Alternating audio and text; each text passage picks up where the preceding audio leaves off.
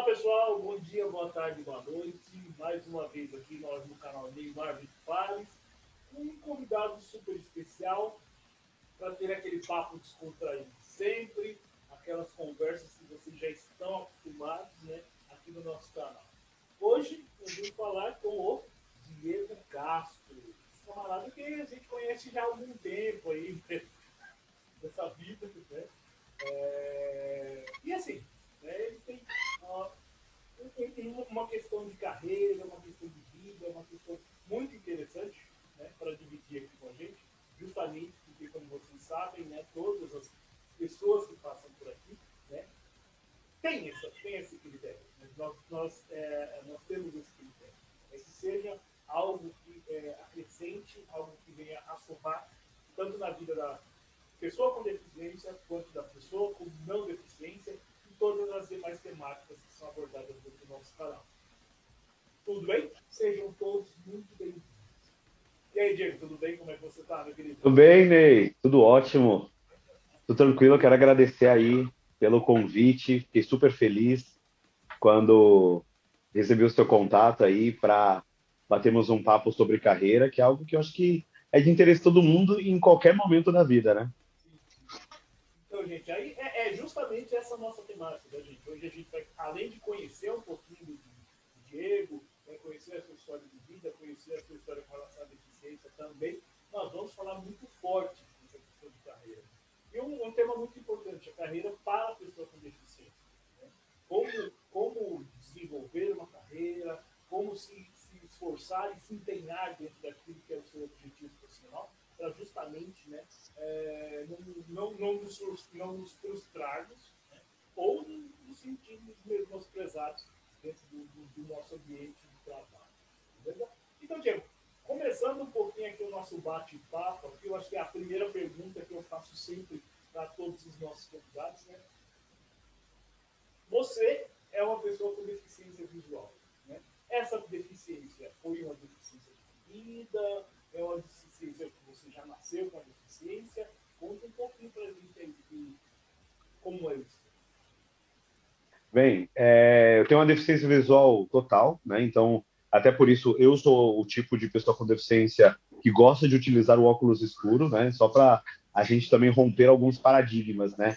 Nem todas as pessoas cegas gostam do óculos escuro. Eu me identifico, me sinto melhor assim, né? Mas, para a gente tirar um pouco desse estereótipo da pessoa cega estar sempre de óculos escuro.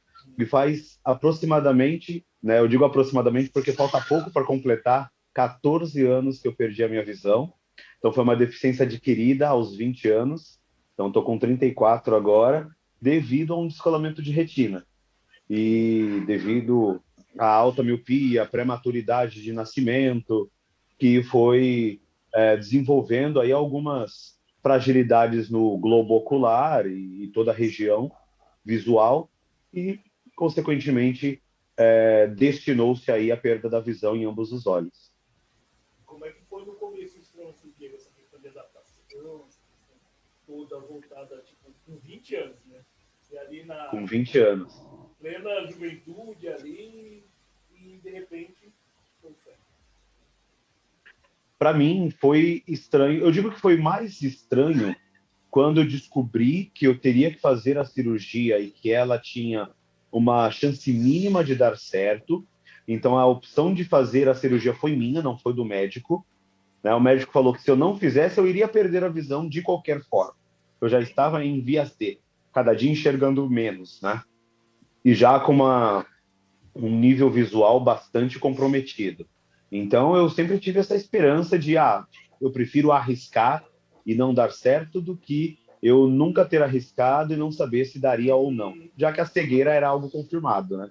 Sim. Então, antes da cirurgia e antes da perda da visão, foi o momento pior, porque eu acho que a gente se depara com o medo e ele se intensifica mais antes das coisas acontecerem. Mas depois da perda da visão, acho que os primeiros meses, que é quando a gente vai talvez pela primeira vez de bengala a algum lugar, é a primeira vez que a gente tem que pedir ajuda para atravessar no sinal, no semáforo. Eu acho que esses primeiros meses que colocam o nosso ego lá embaixo, né? Sim, é que foi a fase mais difícil. Mas para mim durou uns 3, 4 meses. Logo depois eu procurei algumas instituições para fazer a reabilitação, para fazer algumas atividades adicionais e aceitei, né? Segue o baile. Foi assim que foi depois dos 4 primeiros meses. Eu acho que a parte mais difícil justamente é essa, né? De aceitar. Né? Porque Aceitar. até o momento em que você. Até o momento que não é a sua realidade, é uma coisa. Aí de repente você se vê naquela condição de, tá, e agora como é que vai ser? Vou me tornar uma pessoa dependente, vou me tornar aquele que não vai conseguir fazer o que deseja, autonomia, com grande autonomia, é o que fazer. Tá. Não tem muito o que fazer. Né? E, assim, você hoje tem algumas formações. Né? Desculpa a palavra, pessoal, mas o cara se tornou uma máquina de formações. Né? Pior que é verdade, Ney. Eu digo que quando eu não tenho o que fazer, eu faço alguma formação. E não é por. Não, é claro que eu faço formações que eu gosto, né? Não é falta de escolha. Tirando a primeira, que foi por falta de escolha, todas as demais foram por escolhas próprias, mas eu sempre procuro. Assim, eu tenho medo do futuro, né? Eu sou uma pessoa que a cada dia penso no futuro excessivamente, isso não é bom, né? Isso gera realmente uma ansiedade, mas o lado positivo é que eu sempre procuro me blindar e me qualificar para me preparar para o futuro. Uhum. E fala aí um pouquinho das suas formações que você tem aí dentro do seu currículo. Eu sou formado em administração, tenho uma primeira pós-graduação em marketing, e foi a primeira área de atuação que eu me interessei na minha carreira. Posteriormente, um MBA em gestão de pessoas, que é uma área que eu tenho adquirido paixão cada dia mais e procurado me qualificar, entender e trazer inovações para esse meio. Sou bilíngue, né? Falo inglês já desde os 11 anos de idade. Tenho algumas formações, algumas certificações de metodologia, né? Metodologia ágil, Scrum Framework, método Kanban, Lean Inception. Todas essas são ferramentas, métodos de trabalho relacionados à metodologia ágil, que tem se aplicado bastante atualmente nas empresas.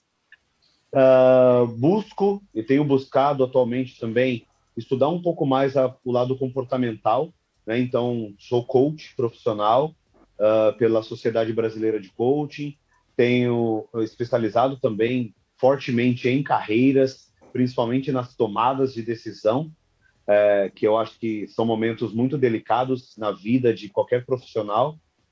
E é isso, acho que esse é o resumo, né? Agora a gente está esperando quais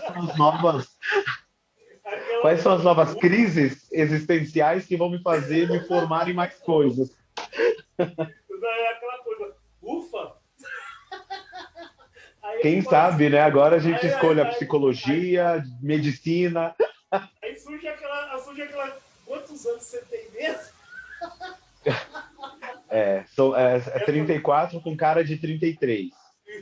E aquela assim, o pessoal fala, gente do céu, essas formações são as formações de uma vida inteira. Né? Como assim?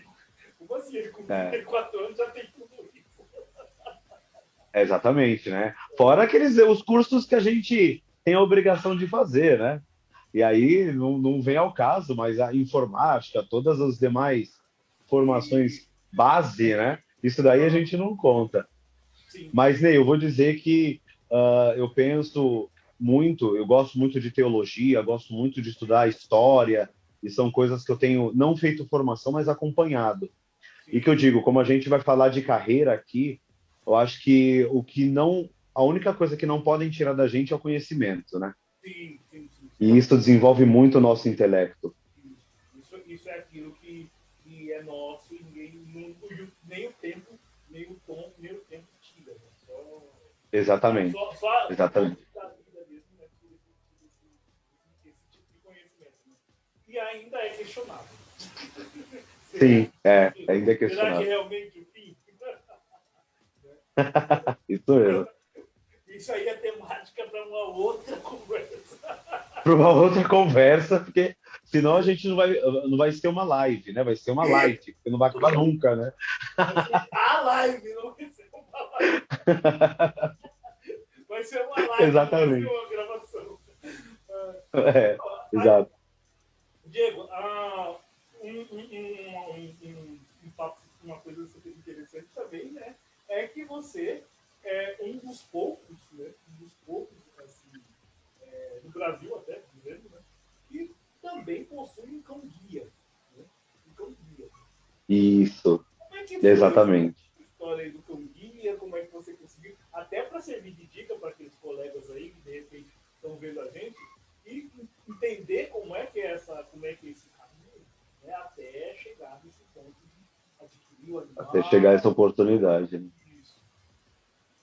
Eu consegui adquirir o cão guia faz 10 anos, desde o primeiro, né? 11, na verdade. Desde o primeiro cão guia, foi em 2010. Na verdade, 2011, não? Estamos em 10 anos aí de cão guia. Uhum. E eu adquiri por meio de uma escola dos Estados Unidos, que é a Guiding Eyes for the Blind, no estado de Nova York. Naquela época, a gente tinha pouco mais de 100 cães-guias no Brasil e algumas poucas escolas. Algumas ainda existem, e outras já não existem mais no Brasil e tem até novas. Mas eu vou dizer que para a gente conseguir um cão-guia hoje no Brasil, a gente precisa, primeiro, de acordo com a nossa região, onde a gente mora, onde a gente trabalha, entender se existe alguma escola nacional que atenda aquela região. E aí procurar as redes sociais, os sites dessas escolas para fazer a inscrição. Claro que assim, o ideal é que a gente procure ser o mais justo possível quanto à nossa região, não omita informações, não minta, para que realmente a escola correta consiga te atender. E aí também sair fazendo algumas pesquisas aí, se tem alguma escola da sua região, às vezes por região sudeste, região sul, região norte, elas consigam atender mais estados de uma mesma região. E aí existem também as possibilidades de uma escola norte-americana ou de algum outro país que, de tempos em tempos, isso não é uma regra, possa vir a aceitar brasileiros.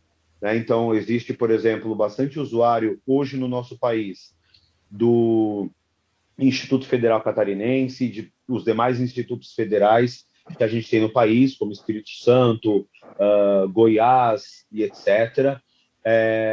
Existem usuários de cães-guias aqui de São Paulo, muitos que obtiveram cachorro pelo Instituto Íris ou pelo próprio. Me fugiu a palavra agora. O próprio. Gente, me fugiu. Quando eu lembrar, eu falo. Mas a gente teve lá o Ellen Kellen em Santa Catarina, né? A gente teve o Integra e agora tem o Instituto Federal de Goiás, lá no Centro-Oeste, a Magnus em São Paulo, lembrei, né? Então, hoje a Magnus, atualmente para a região onde a gente mora aqui, aceita inscrições, e aí, claro, tem uma fila de espera conforme a demanda. E eu acho que, assim, para mim, o Cão Guia, ela foi uma das maiores soluções, porque eu, por não ter perdido a visão desde que nasci, ou desde a minha infância, a utilização da bengala sempre foi muito desafiadora. Apesar de que, para ter um cão guia, é preciso dominar o uso da bengala, né? Uhum. Então, porque se a pessoa não tem uma boa orientação e mobilidade com a bengala, não será o cachorro que vai fazer essa mobilidade melhorar, Sim. né? Então, o cachorro ele vai seguir conforme a sua direção, né? Sim. E nem todas as pessoas com deficiência visual gostam do cão guia. Então, também eu acho que é importante para toda a sociedade falar, normalmente quando aborda uma pessoa usuária de bengala, falar, por que você não tem um cão? E o cão não é a melhor das soluções. Isso depende de usuário para usuário. Tem usuário que nunca usou o cão guia e nunca quer utilizar porque tem uma boa mobilidade com a bengala e ótimo. E assim tem que ser. Né? Os recursos de acessibilidade, de tecnologia assistiva, eu acredito que é muito particular, é muito individual de cada pessoa. Né? Uhum. Sim, claro. Não existe o certo e o errado. Né? Uhum. Uhum. Sim, sim, sim. Acho que é aquela coisa, né?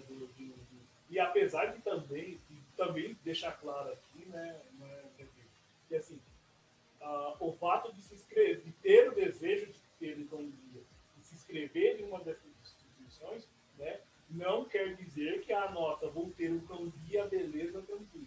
Porque assim, Exatamente. também existe também uma gama de cuidados, né, que assim, é um animal, é um ser vivo. Né? Ele vai Sim. ter, ele vai ter que ser vacinado, ele vai ter todos os cuidados. Ele come ração premium, ele E, possivelmente necessite de um plano de saúde, porque vai sair caro no dia a dia, limpeza de orelhas, ouvidos, dentes, tudo isso é aquisição e que não existe isso de ajuda do governo. Tudo isso a pessoa que decidir por decidir por ter um cão-guia e ser contemplada, ela precisa ter talvez uma reserva ali para o resto da vida ou durante toda a vida do cachorro para poder sustentar o animal, né? Para poder garantir uma boa qualidade de vida. obviamente, entender também o custo-benefício. Você vai ter que assumir essa responsabilidade, né, de forma integral. Não é o governo, não é Exatamente. o amigo, não é a instituição que vai bancar isso. É você. Exatamente. Tem instituições que podem dar alguma ajuda colaborativa para a saúde do cão. Mas eu acho que isso daí depende muito e são pouquíssimas. Então, Uhum. não conte, né, com esses benefícios, porque talvez a escola que te escolhe não é uma escola que tenha esses serviços como padrão, né? Então, acho que essa E consciência. aí eu acho que esse é um truque, eu não digo que é truque, né? Mas uma forma de você aumentar as chances de você ser contemplada realmente no momento da inscrição ou pós-inscrição no site oficial dessas escolas, você procurar também entrar em contato por e-mail ou por telefone com alguém que seja dessas instituições para reforçar o seu interesse. Sim. Porque eu acho que é igual procurar emprego, né? Uma Uhum. coisa é você se candidatar no banco de dados, onde você está concorrendo com 500 pessoas para uma vaga. Outra coisa é você conseguir o contato de alguém que tenha essa informação e que você possa reforçar. Olha, eu tenho um interesse, gostaria de saber se existe uma possibilidade de a gente conversar melhor, de eu entender melhor.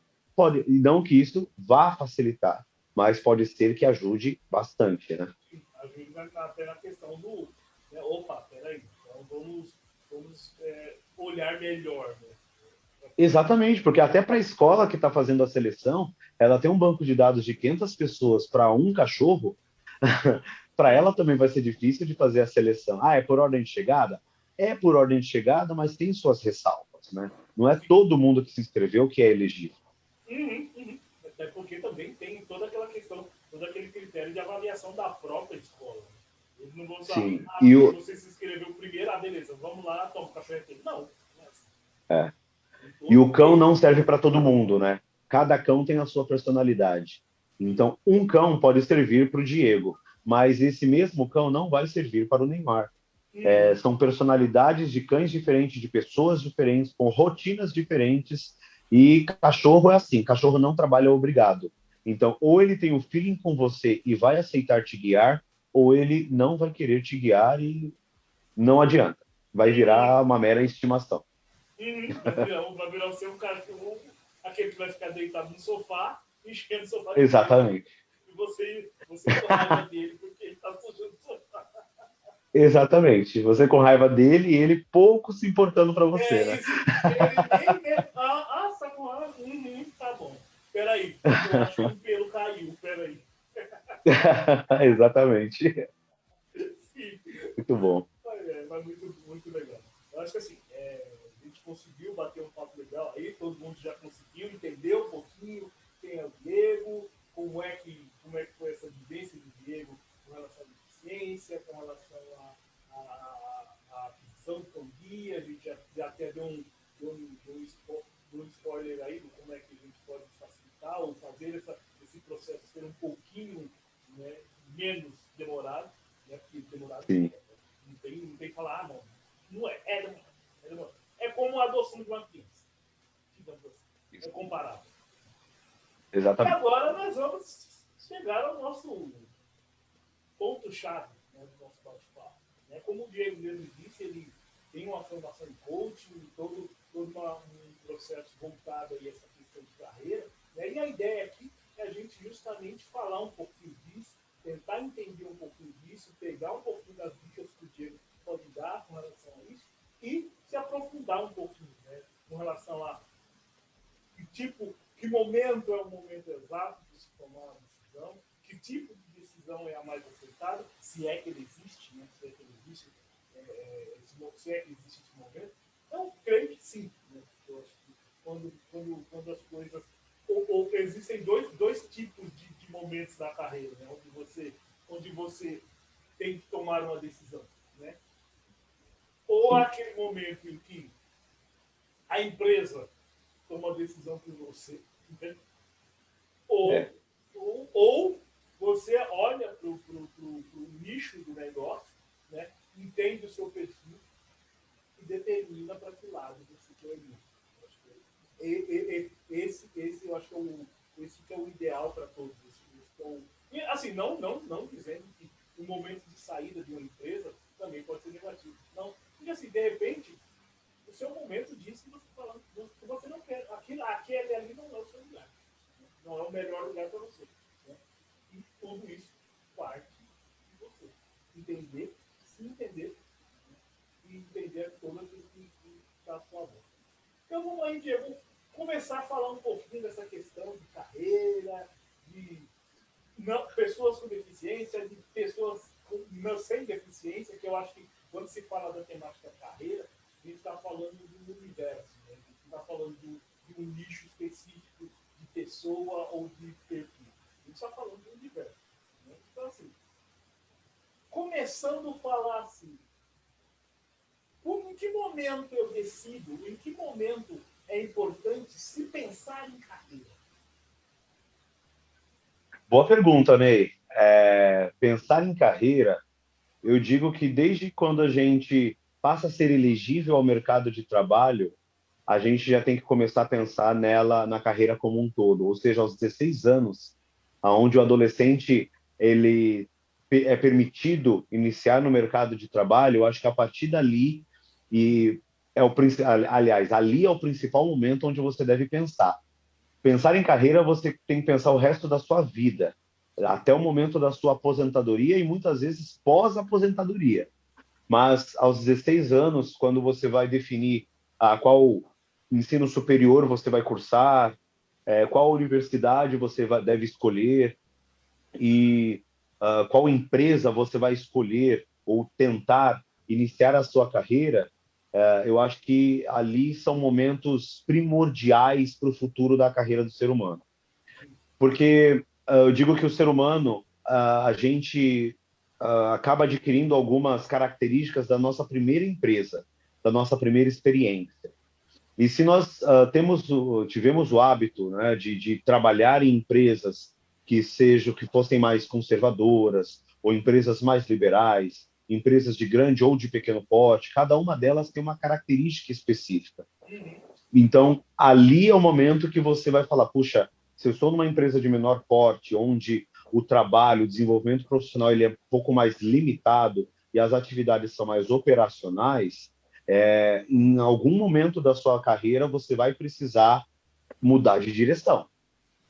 Para que você, eu acho que todo mundo quer ter melhores salários, quer ter reconhecimentos ao longo da vida e tem objetivos pessoais que a carreira vai exigir por conta da questão financeira e da satisfação como pessoa, né?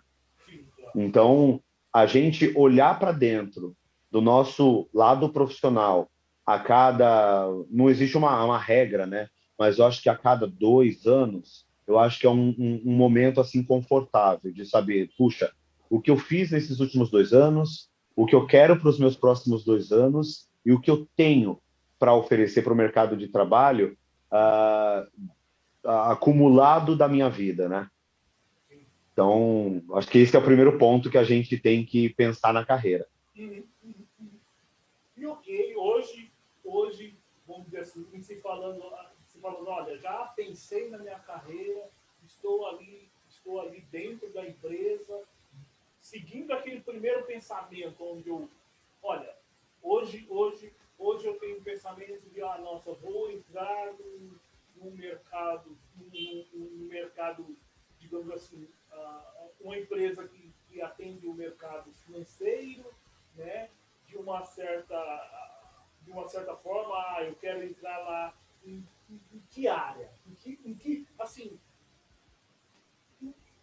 como fazer Como essa... decidir, né, para entrar, né?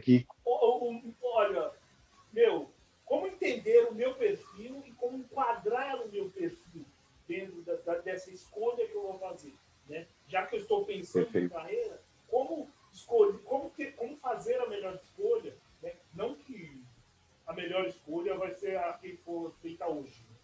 Que aí eu vou estar Uhum. limitando muito. Acho que as melhores escolhas são feitas no decorrer de uma carreira, né? E aí eu vou me entendendo aos poucos, vou compreendendo vou compreendendo a minha maturação profissional e vou dinamicamente, digamos assim, né?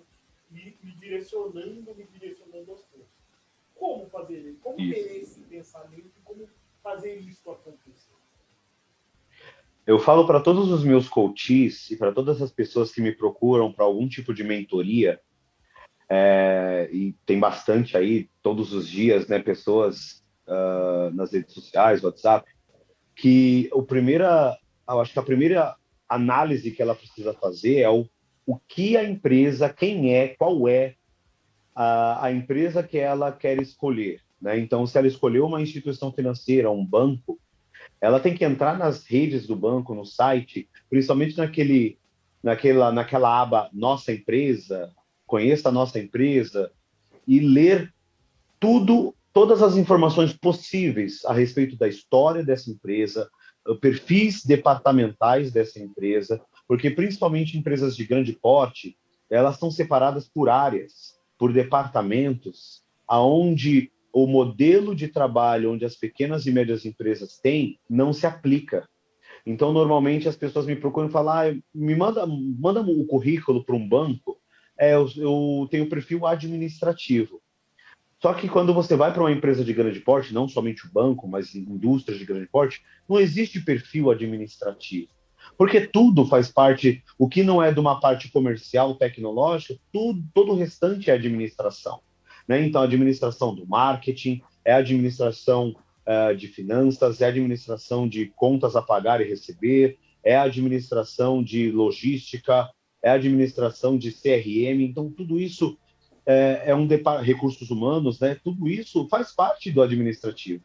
Então, o recrutador, naquele momento, ele não vai olhar o seu currículo e falar: o Joãozinho ele tem perfil administrativo, mas eu tenho uma vaga de finanças, de marketing, de pessoas, RH, tecnologia. Puxa, perfil administrativo versus todas essas áreas que eu tenho aqui, não se encaixa, né? Mas é porque sou acostumado a pagar contas, sou acostumado a atender telefone. Então, aí não é um perfil administrativo. Aí, ainda assim, você tem que destrinchar. É um secretariado que você está buscando? Você quer ser secretário executivo? Né? Você quer ser uma área de contas a pagar especificamente? Porque posições genéricas não ajudam os recrutadores a direcionar para as vagas que estão em aberto hoje no mercado.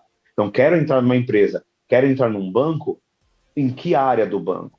O que essa área do banco vai me exigir? É uma área de finanças? Ela vai me exigir uma formação, uma certificação em alguma prova específica? É uma área comercial de um banco? Eu vou precisar do CPA 10? Eu vou precisar do CPA 20 por conta de investimentos? Eu vou precisar se eu for para o marketing, eu preciso ter uma pós-graduação em marketing, eu tenho que entender de marcas. Porque mesmo quando você fala de marketing, você pode falar de marketing, vendas, como análise de perfis de clientes, que é o CRM, como eu posso estar falando sobre marca, impulsionamento de marca.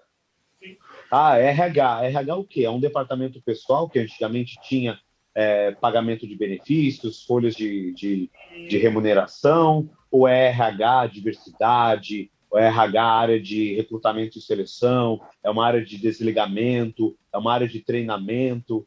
Tudo isso são departamentalizações que não adianta você falar que é perfil administrativo que não se encaixa, né?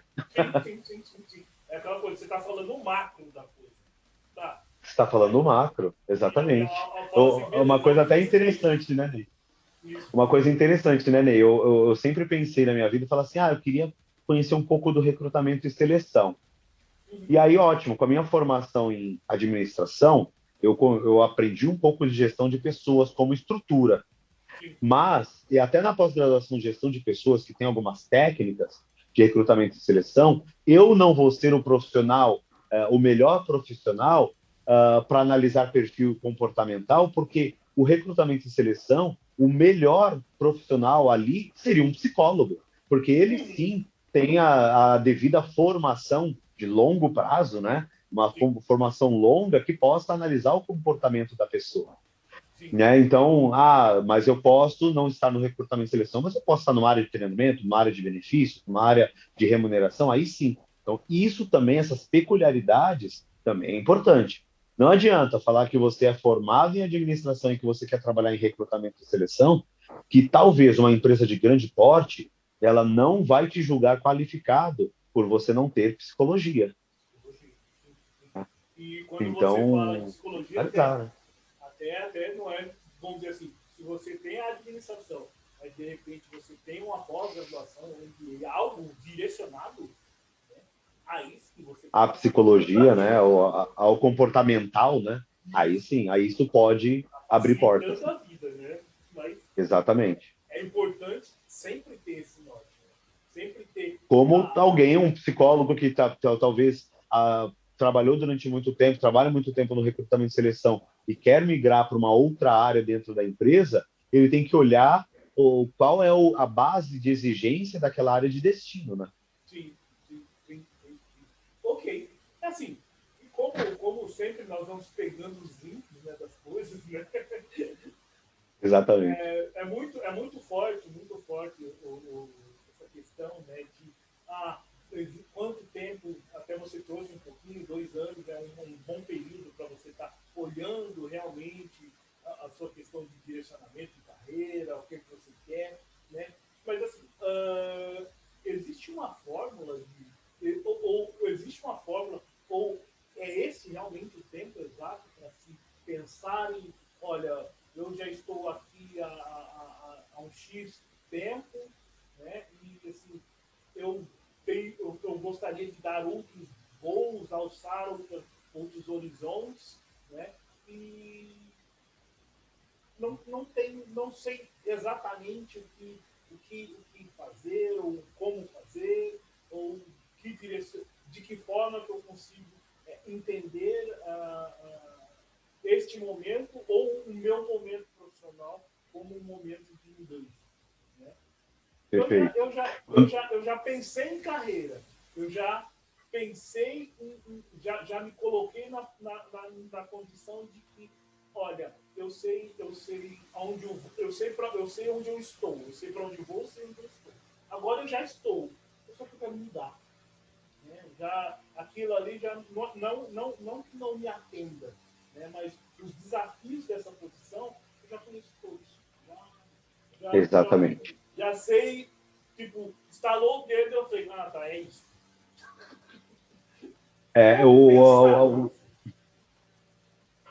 Como pensar nisso? Quando a gente está ativo no mercado de trabalho, ou até as pessoas que são autônomas, e a gente sempre tem que ter um termômetro ali, e normalmente as equipes, os pares, os nossos parceiros de trabalho, os chefes de trabalho... Opa! Deu um trovão aqui. Olha, só foi falar nome de chefe, hein? Espero que nenhum chefe que bravo. Eu acho que isso vai virar. Isso aqui vai ser cortado só para colocar como meme no começo do vídeo. Exato. Virou um meme. Exatamente. Não, olha o cachorro. Não, Pixel. Meu Deus, ela tem medo de. Ela tem medo de trovão, aí agora ela quer subir. Fala oi pro Ney, filho. Fala oi pro Tudo Ney. bem, Pixel? Agora chega, Pixel, que você não é a atração da live. Eu sei que Seu off. Pronto, off.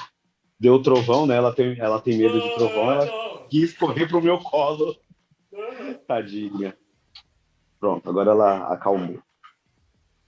Então, eu acho que quando os nossos gestores, pares e parceiros, eu acho que eles são os melhores termômetros para a gente sentir, até clientes, para os autônomos, né? Para a gente sentir qual é o momento, se é 2 anos ou se é 3 anos, da gente fazer essa mudança. Eu digo que, num período de 2 anos, é um tempo bom para que você já tenha passado a fase de adaptação numa nova função, conhecimento das suas responsabilidades e realização das suas entregas. Depois, quando passa-se esse tempo, a gente tem uma curva de aprendizado. Eu imagino que, pelo menos as experiências que eu tenho em empresas grandes, assim que a gente chega num determinado momento daquela carreira, naquele departamento específico, ou a gente exige uma promoção de cargo, ou a gente começa a refletir se nós não tivemos um bom desempenho, recebemos feedback, escolhemos percepções. E aí a gente olha para o lado e fala, bem, o Joãozinho que trabalha comigo, sempre o Joãozinho é o personagem, né? O Joãozinho que trabalha comigo, ele conseguiu ser promovido. O que ele teve a mais e que eu não consegui desenvolver? Bem, e aí vem os nossos desafios de criar um plano de desenvolvimento dali para frente. Ah, mas a Mariazinha ali, ela conseguiu se tornar gestora, ou a minha chefe, o meu chefe, me deu alguns feedbacks que disseram que eu estou no caminho certo, que agora eu posso futuramente talvez pleitear alguns outros desafios, promoções, meritocracias e etc. Bem, e isso vai me dar talvez um gás para, bem, agora que eu quero dar esse próximo passo, nessa próxima função que eu vou exercer, eu vou precisar de tais qualificações, alguns aprimoramentos. Vou lá e olho para o mercado. Como que as outras empresas estão se comportando? Como que o concorrente das empresas onde eu trabalho se comporta? Quais os perfis profissionais que aquele momento, porque a cada 2 anos muda muito, que aquele momento está exigindo? Porque o maior erro do profissional é de ele achar que ele fez a formação há 10 anos atrás e que ele, só por ter o diploma, ele ainda está aderente ao mercado de trabalho. E isso não é uma realidade.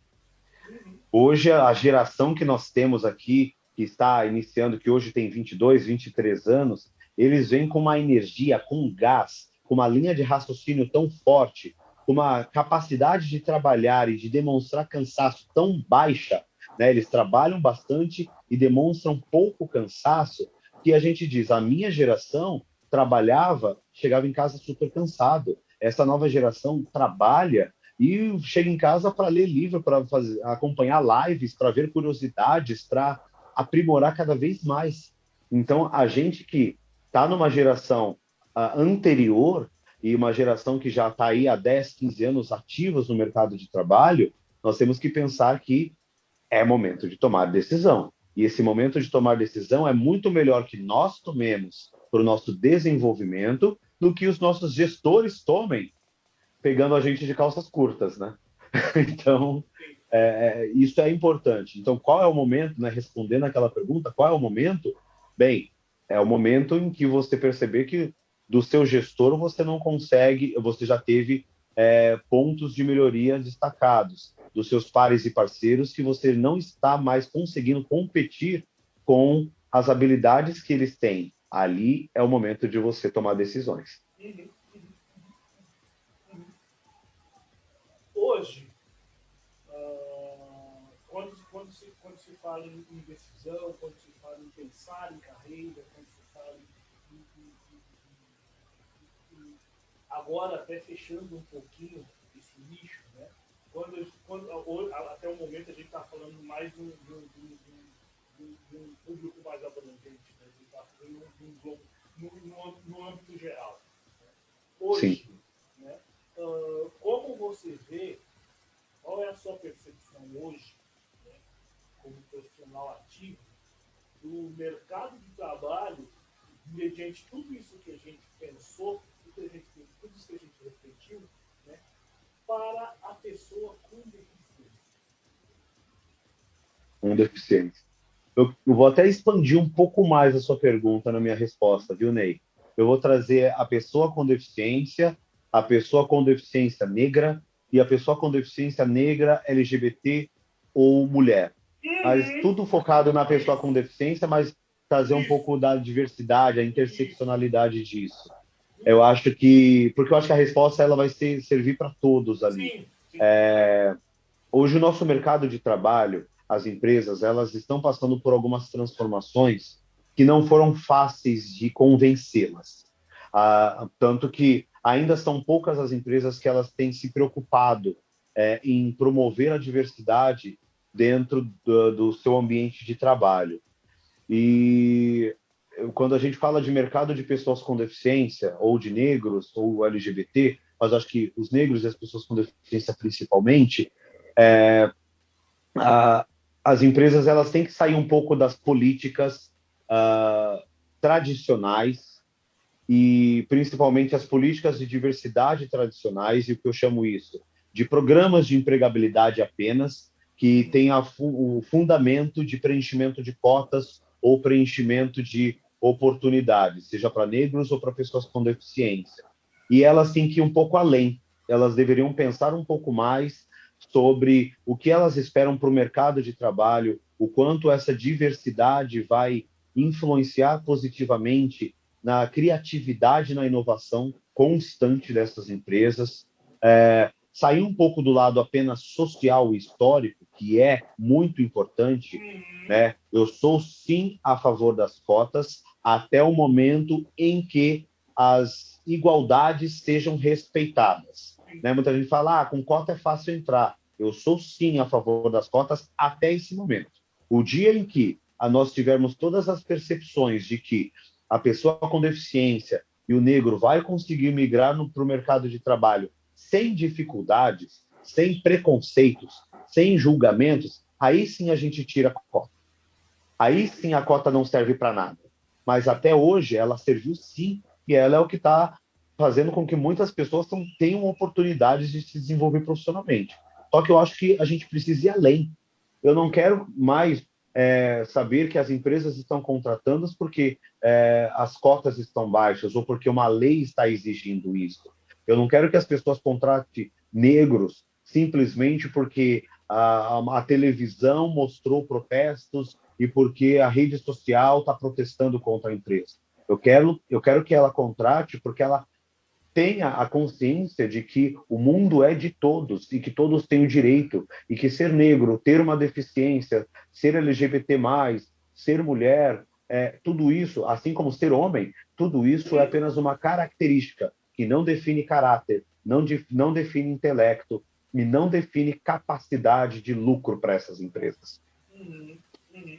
Então, acho que a gente tem aí um grande desafio ainda pela frente quando a gente traz isso para o mercado das pessoas com deficiência, eu sei que a gente tem que ter o básico e às vezes o modo de iniciar como básico é trazendo algum programa de empregabilidade que contrate pessoas com deficiência, mas eu acho que passando esse momento de entrada, de imersão na empresa, precisa sim iniciar o processo de desenvolvimento, de crescimento constante para todos os pilares de diversidade.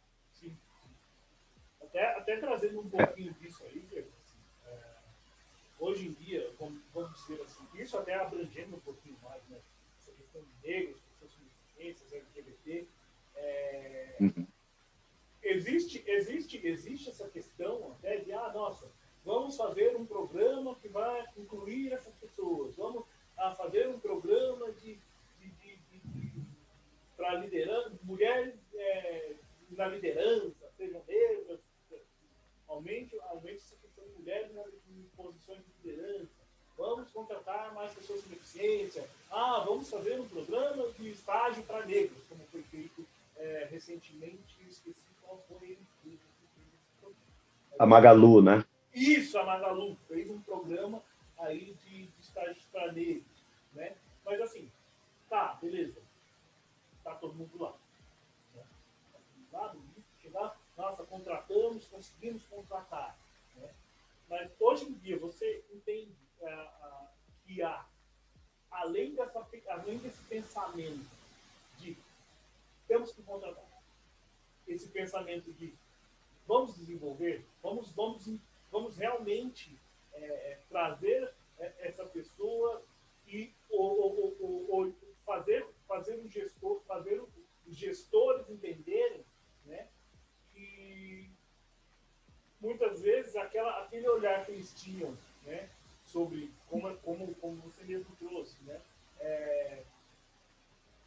o gênero define intelecto, define capacidade, a deficiência define capacidade, gênero, todas essa diversidade muitas vezes parece ser o que define. Né? Hoje em dia ainda há gestores que você, de certa forma, vai apresentar qualquer perfil dentro dessa diversidade e não me parece que ele vai olhar para o currículo, vai olhar para a formação, vai conversar com a pessoa no sentido de, ok, você é alguém que pode vir a fortalecer aquilo que eu tenho dentro da minha empresa ou fortalecer a minha própria equipe. Hoje, assim, não sendo hipócrita, claro, isso não é uma época. Tipo, existe muito o candidato ideal. Né? O candidato ideal é aquele que é o espelho do gestor. Você é o espelho do gestor, você automaticamente já está dentro. Exatamente. Como mudar esse pensamento? Ou se, sei lá, se existe essa possibilidade, porque assim, eu acho que isso se torna algo cultural. Isso é mais do que... É isso que eu ia responder, isso é cultura. É mais do que empresa, é indivíduo. A cultura ela é formada pelos indivíduos, né? A gente sempre fala, né, a cultura da empresa, mas todo mundo esquece que a empresa é apenas um prédio, uma parede, né? E quem faz a cultura da empresa são os indivíduos, né? Todo mundo fala, né? O banco X, o banco Y não é assim.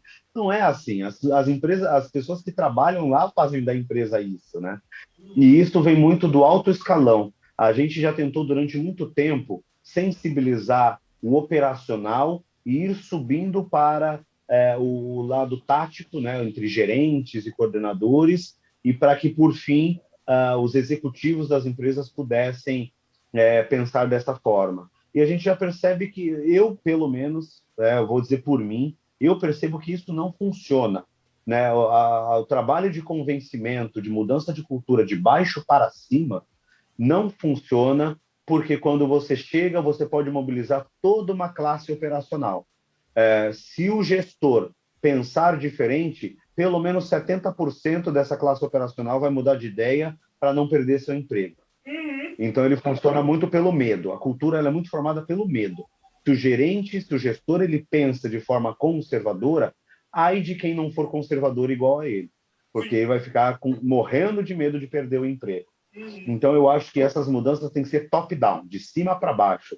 Os executivos têm que entender essa questão cultural, têm que acreditar que a diversidade, a multidiversidade, ela possa ser de grande valor para a empresa e, assim, mudar as políticas internas. E, se for o caso de troca de gestores, porque se a classe operacional pode ser trocada por falta de competência, eu sei que muita gente não vai gostar do que eu falo, mas a classe gestora também pode ser trocada por falta de competência cultural de uma empresa, sabe? E enquanto isso não for reformulado, enquanto os altos executivos não falarem é esse o perfil que eu quero para a minha empresa, e os gerentes, coordenadores não começarem a pensar igual e acatarem dessa forma, não vai ter qualquer esforço da classe operacional que vai fazer as coisas mudarem. Como você dá uma ferramenta de alta tecnologia na mão do cliente. É a mesma coisa que você dá a marreta e o cimento para o pedreiro sem o engenheiro ter falado que a construção está segura. E que a construção está segura. Né? O engenheiro ele vai ter que dar esse norte. E se o engenheiro não acreditar que aquela quantidade de pilares é o suficiente para sustentar, não vai ser o pedreiro, não vai ser o operacional que vai subir o prédio e vai falar que estou seguro e vamos que vamos. Não. Isso. Então preciso sim vir de cima para baixo. Vai acontecer muita coisa, vai acontecer muito igual estava acontecendo ultimamente no Rio, em Goiás, né? O prédio está lá em pé, daqui a pouco, puf, desmorona. tá no chão. Daqui a pouco não existe mais, está no chão. Não é? Porque certamente a pessoa que deveria ter, a pessoa de maior tomada de decisão, de maior conhecimento, de maior estratégia da empresa, não olhou para os pontos importantes que poderiam sustentá-la. Né? Ótimo, E aí faz ótimo quem exemplo. quer, né? Ótimo exemplo esse. Gostei muito. E é igual o nosso erro político, né, Ney?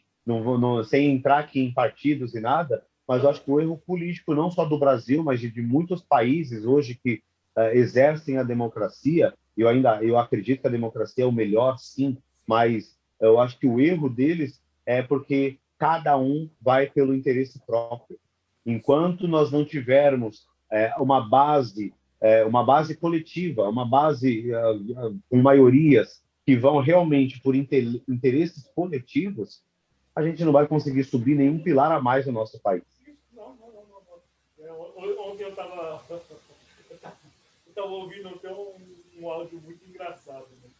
Que é engraçado e é desolador ao mesmo tempo. Né? Porque Sim. assim, né? Eu estava falando assim no áudio, aonde é que poderia dar certo, né? O país onde o hino começa com uma fofoca. Né? Aí eu comecei assim, oi? Como assim? É uma fofoca, né? Ouviram do Ipiranga? Alguém ouviu, né? Quem ouviu, ninguém sabe. Ouviram. Aonde essa foi? Meu Deus, é mesmo. Olha, eu moro no Ipiranga. Eu não sei se fui eu que ouvi, mas eu passei a informação do jeito que eu tive. Isso, tipo assim, e cada um foi pegando a sua informação do jeito que entendeu e é isso. Exatamente. O hino começa de uma fofoca, gostei, é verdade. Eu falei, não, gente, não. Olha, Se o Dom Pedro gritou independência ou morte, ou se ele não gritou, se ele sussurrou, ninguém sabe. Isso, ninguém sabe. Né? Porque ouviram. E esse ouviram foi quem? Quem ouviu? Não sei. Alguém chegou com a história. Se ele fez ou não, aí já é. Aí já é. E é verdade, né? De quem já não está mais nem aqui. E é verdade, né? E como você falou, ele é engraçado, mas é meio trágico, porque a história do Brasil, ela tem tantas verdades ou inverdades, né? Que fala a abolição da escravatura, a princesa não era tão boazinha assim, não foi foi um tratado político, foi um tratado comercial, foi um tratado, ou seja, né? As coisas não foram feitas na bondade, né? Não foram feitas de coração. Né? Os portugueses não vieram aqui para conhecer o país. Né? Nossa, que povo sofrido. Não, gente, vamos liberar. A própria escravidão, né? Os próprios negros que moravam na África eram feitos escravos pelos próprios negros africanos, dentro da África. Né? Nossa, e também faziam de escravos pessoas do sul da Europa, né? Que brancos também foram escravizados, só não foram maioria, mas também foram escravizados por negros em uma parte da história. Então, é tão difícil, né? Quando a gente descobre algumas coisas, a nossa cultura, a nossa verdade é trágica. Não, é engraçado, porque também hoje eu estava lendo um textinho lá, né? Numa página que eu acompanho, né? Falando que a inteligência, né, ou o conhecimento, né, é um dos grandes causadores da depressão. Sim. Oi? Como assim? Né? Aí no contínuo da leitura você fala, porque assim, ao começarmos ao conhecermos e ao começar a entender, né, muitas das coisas, né, que estão à nossa volta, isso nos causa depressão. E causa mesmo. Um conhecimento superficial. A gente vai começar a entender o âmago da coisa. Né? Eu falei, Realidade. tipo, realmente é verdade. Como diz a Sabrina Sato, é verdade. É verdade. Não, mas eu não. Sim, muito legal. Muito, assim, são pequenas coisas que dizem grandes verdades. Né? Você não Sim. sabe muito o que fazer, não sabe muito para onde correr. Mas, enfim, estamos aqui tentando fazer a nossa parte, né? Trazendo O melhor dela. essa abertura, trazendo esse momento de reflexão para todos aqueles que têm esse interesse, que têm essa disponibilidade e disposição. Diego, como sempre, como todos aqui que passam, acho que a gente tem assuntos mil para conversar, a gente ficaria aqui horas, né, falando normalmente, né? Queria basicamente agradecer a você pela disponibilidade, Puxa, eu que agradeço. por esse grande bate-papo, que eu acho que eu já vinha com essa percepção de que seria um grande bate-papo. Né? Pelo que eu te conheço, pelo que eu conheço da sua corrida, da sua batalha, eu acho que seria, e assim como foi, né? O que eu queria falar contigo agora, assim, deixar aquele seu recadinho final, aquela sua mensagem para a nossa audiência, né? Deixar os seus contatos, obviamente, depois a gente coloca no descritivo do vídeo, também para todo mundo que quiser entrar em contato aí com o Diego, falar com ele, trocar uma ideia melhor, né? E acompanhá-lo dentro das suas redes sociais. Beleza? Perfeito. Quero agradecer muito aí o convite de você, o convite que naturalmente o público que te assiste, espero que tenha, que eu tenha conseguido passar a mensagem, explicar um pouco mais desse momento do mercado de trabalho, de como a gente utiliza melhor as decisões nas nossas carreiras. Agradecer muito a todo mundo que participou da minha construção profissional. Eu acho que muitas pessoas passaram, muitas pessoas me espelharam, e hoje eu posso dizer que decisões são sempre importantes, e que não seja somente na carreira profissional, mas dentro dos nossos lares. Pedir para todo mundo, ainda nesse momento de pandemia, se proteger, se guardar as pessoas que estão em volta, evitar aglomerações, e certamente o mercado de trabalho vai conseguir se reaquecer novamente, voltar ao normal. Aproveite esse tempo para estudar, para ler muito, para assistir muitos vídeos, e com certeza isso vai ser o diferencial. Quando tudo voltar ao normal, a gente volta com a corda toda. Obrigado, Diego. Galera... E minhas redes sociais, né? Diego Castro no Facebook, LinkedIn, Instagram. E aí é só puxar aqui nas redes do Ney. Beleza? Muito obrigado. Depois você me passa aí todos os links. A gente joga todos na descrição do vídeo. Muito obrigado novamente, Diego. E, pessoal, não esquece, curte, se inscreve, compartilha, ativa o sininho para receber todas as notificações. E este é mais um momento super especial que nós trouxemos para vocês. Valeu, gente. Tchau, tchau. I am on a whole nother level. Girl, he only fucked you over cause you let him. Girl, I guess he didn't know any better. Girl, that man didn't show me ever. Do all I can just to show you you're special. Certain it's your love that